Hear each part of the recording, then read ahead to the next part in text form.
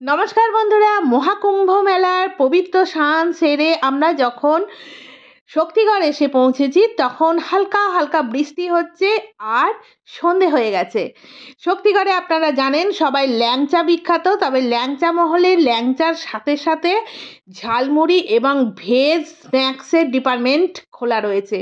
আমরা তো বাঙালিরা মুড়ির ভক্ত, আবার যদি হয় ঝালমুড়ি, তো ঝালমুড়ি খাবার জন্য আমরা নেমে পড়েছি আর সঙ্গে অবশ্যই ল্যাংচা ফ্যাংচা করে খাবো। তবে আমি তো খাবো নিরামিষ, সেই জন্য আমার ছেলে কি করছে দেখুন। পেঁয়াজ দেননি তো? না, পেঁয়াজ লঙ্কা বাদ।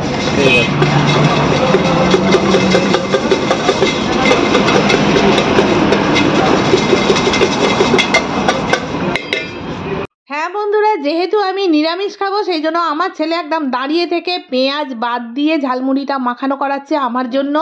আর যেহেতু আমার ঝাল লাগে বেশি সেই জন্য লঙ্কাটাও দেয়নি।